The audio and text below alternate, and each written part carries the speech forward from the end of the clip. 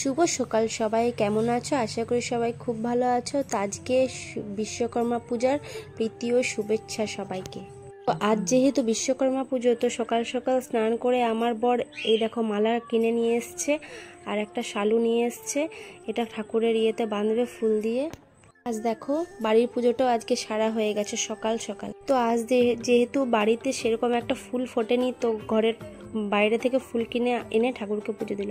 আর দেখো এখানে ছেলে একটু ম্যাগি খেলো, আর সাথে তো কার্টুনটা রয়েছেই। কার্টুন ছাড়া তো একটুও চলতে পারে না, তাও যত কম পারি আমরা দেওয়ার চেষ্টা করি। দেখো কেমন কার্টুন দেখছে। একটু কার্টুন দেখো, একটু পরেই বন্ধ করে দেবো। আর দেখো এখানে ভুট্টা এনেছে, অনেকগুলোই বেশ এনেছে, কিন্তু আমি ভুট্টা অতটা খাই না। আর টমেটো, পেঁয়াজ এগুলো এনেছে, বাদবাকি সব ছিল। তো তার দিয়ে আজকে রান্না করেছে। একটা মাছ এনেছিল। তো কাল থেকে পরশু পর্যন্ত এত বৃষ্টি হয়েছে যে বৃষ্টি থামার নামই নেই। তো আজকে একটু রোদ্দুর হয়েছে, তো আমি সব কাপড়গুলো আজকেই কেচেছি সকাল সকাল একদম। আমার রান্নার মধ্যে এখন শুধু এই শাকটা ভাজানোই হয়েছে শুধু, আর এখন কিছু হয়নি সেরকম। আর দেখো মাছটা ভেজে নিলাম, তো তোমাদেরকে ভিডিও দিতে পারলাম না। তো মাছটা ভেজে তুলে নিলাম। আর এদিকে সর্ষে পোস্ত দিয়ে মাছটা করবো, যেহেতু ইলিশ, ছোট ইলিশ মাছটা।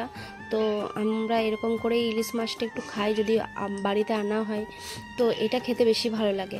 তো দেখো আমি বানিলাম, জানি না কেমন, আমি মানে বিয়ের পর থেকে আমি ইউটিউব থেকে দেখেই করি এগুলো।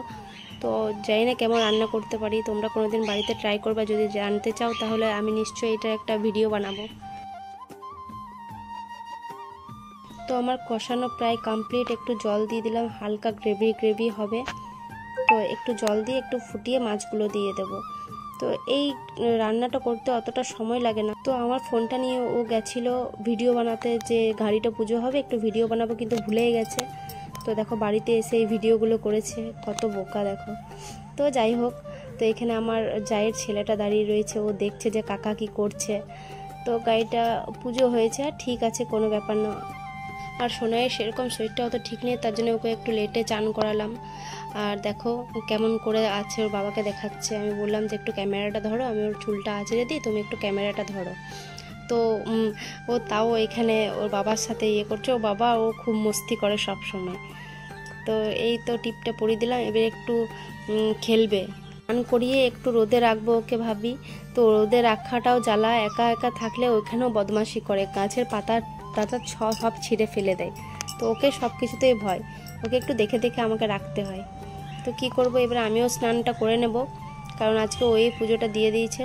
তো দেখো বলতে বলতে স্নানও হয়ে গেল। তো এবার অনেক দুপুরটাই হয়ে গেছে, 1:30 বেজে গেছে, ওর টিউশন থাকে। তো ওকে খাইয়ে নেব আগে। তো আমি তার জন্য আগে চানটা করে চলে এলাম। তো আগেও বেশিরভাগ পোজ দিত না, এখন একটু পোজটা দেয়। এখন শিখে নিয়েছে যে মা এখন ক্যামেরা ধরতে জেনে গেছে, যখন তখন ক্যামেরা ধরে, তাই পোজটা দিতে শিখে গেছে। তো চলো ওকে খাইয়ে নিয়ে তোমরা দেখো, এই মাছটা দিয়েছি আর একটু শাক দিয়েছি। শাক খেতে চায় না একদম, তাও ভাতের সাথে মাখিয়ে খাওয়াই। ও শাক পটল একদম খেতে চায় না, কিন্তু ভাতের সাথে মাখিয়ে শাকটা খাওয়ায়। শাক খাওয়ানো ভালো। আর কোথা থেকে কোথায়, মানে পুরো আমার সানটা একদম এঁঠো করে দেয়, এই ধার থেকে ওই ধার, মানে একদম চুপটি করে খায় না। তো আমি কি করি, ওর ভাতের সাথে শাকটা মাখিয়ে খাওয়াই। তো আগের থেকে বলছে এইটা আমি খাবো না, এটা আমি খাবো না, এরকম করতে থাকছে। তো বিকেলে একটু বেরিয়েছিলাম দেখো পাখির খাবার আনতে, তো তোমাদেরকে একটু পাখিগুলো দেখিয়ে দিলাম। এটা একদম মেন জিটি রোডে আমরা গেছিলাম, আসানসোলের জিটি রোডের ওইখানে। তো এখানে খরগোশ, বদ্রি পাখিগুলো সব থাকে। আর দেখো টেডি বিয়ারের কত বড় দোকান, কত কত টেডি বিয়ার এখানে আছে। তো দেখো তোমাদেরকে দেখিয়ে দিলাম যে আমরা জিটি রোডের এদিকে এসেছিলাম। আমাদের পাখিটা সেরকম কিছু খায় না, তো ওইটাই নিতে হয়। তো চলো বাড়ির উদ্দেশ্যে আমরা বেরিয়ে গেলাম। তো কিছু সেরকম খাওয়ানো হয় না, তো আমি ভাবলাম চলো একটু মোমো খাওয়া, অনেকদিন মোমো খাওয়ানো হয় না, আর আমার মোমো খেতে খুব পছন্দ। তো দোকানে চলে এসেছি। ও তো দেখছোই তোমরা যে কতটা ভিড়। তো বাড়িতেও চলে এলাম মোমোটা খেয়ে। তো ওর জন্য একটা চকলেট কিনে এনেছিলাম আর দুধ, তো ওর জন্য একটা চকলেটও এনেছিলাম। তো দেখো এই কভারটা কিনেছি, আর পুজোর কিছু বাজার টাজার করেছি, তোমাদেরকে অন্য ব্লগে সব দেখাবো। তো আমার সঙ্গে থাকো, সবাই ভালো থাকো, সুস্থ থাকো, আর অনেক কামনা রইল তোমাদেরকে আগাম দুর্গা